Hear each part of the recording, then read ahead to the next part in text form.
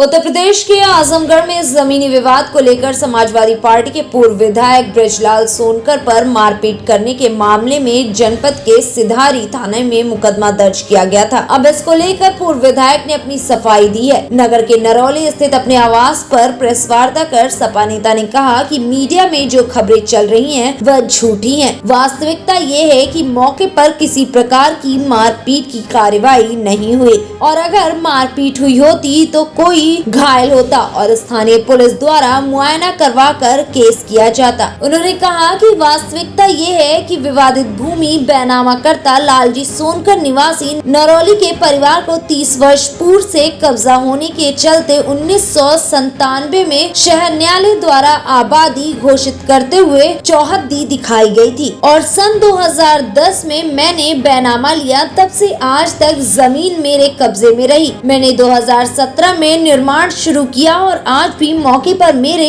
8 कलम सरिया खड़ी है। उस समय विपक्षी राम आश्रय राय के परिवार के लोग अवनीश राय आदि समेत 50 साथियों के साथ मौके पर आए और काम को बंद करवा दिया। अपना कब्जा बरकरार रखते हुए विवाद से बचने के लिए शांति पूर्वक काम बंद कर दिया मैंने और सिविल जज आजमगढ़ के न्यायालय में उनके परिवार के विरुद्ध वाद दाखिल किया, जो अभी भी न्यायालय में चल रहा है, जिसकी अगली तारीख 30 अप्रैल को तय की गई है। पूर्व विधायक ने ये भी कहा कि मैं सही हूँ, इसके बावजूद राजनीतिक विरोधियों ने षड्यंत्र रचकर मेरे खिलाफ मुकदमा दर्ज कराया है।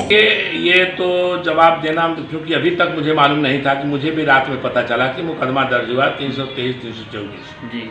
सुन लीजिए, यह प्रेशर टैक्टिस है उन लोगों की, उन लोगों ने कराया है, लेकिन पुलिस को करना नहीं चाहिए।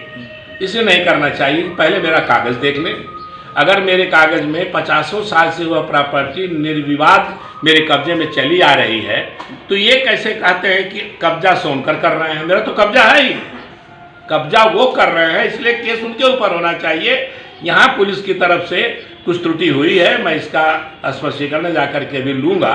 मैं थाने पे जा, मुझे लगता है राजनीतिक दबाव पड़ा है, क्योंकि वो लोग मुझको धमकी भी दे रहे थे कि ये सपा की सरकार नहीं है।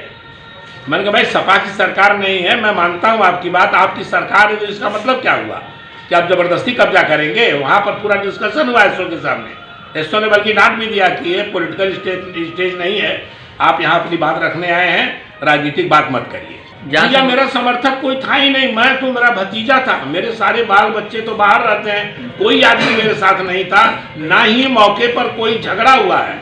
आप लोग अगर यहाँ से चल सकते हैं, 10 कदम भी नहीं है, देख लीजिए, पूछ लीजिए अगल बगल के लोगों से, क्या ब्रजलाल सोनकर दौड़ा के मारे? ऐसा उनका कहना है।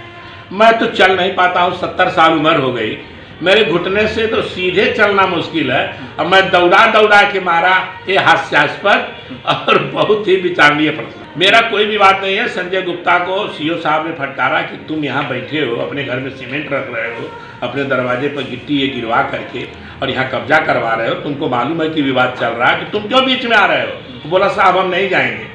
लेकिन उनकी क्या साठगांठ है भगवान जाने। संजय गुप्ता के कंधे पे बंदूक रख करके वो शिकार खेल रहे हैं। साहब बिल्कुल संजय गुप्ता से मेरा कुछ लेना देना नहीं है, संजय गुप्ता से मेरा कोई लेना देना नहीं है, और ईश्वर साक्षी है कि कोई भी मारा मारी वहाँ हुई नहीं, कोई झगड़ा नहीं हुआ। मैं चाहता हूँ कि मेरे साथ न्याय हो, और until the permission is granted by honourable court कोई आदमी वहाँ निर्माण न करे।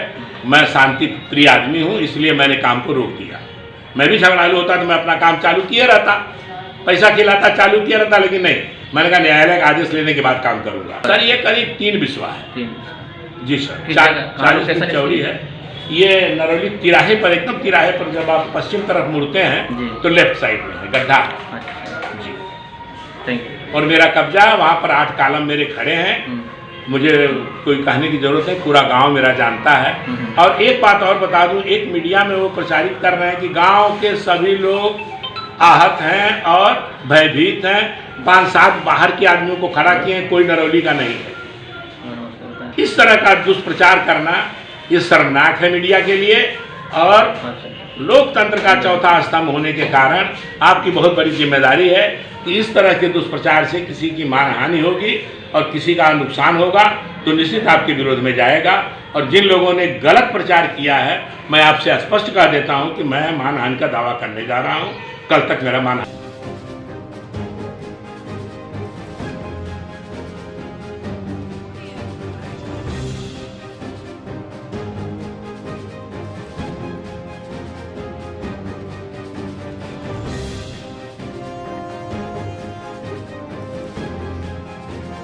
फिलहाल इस खबर में बस इतना ही।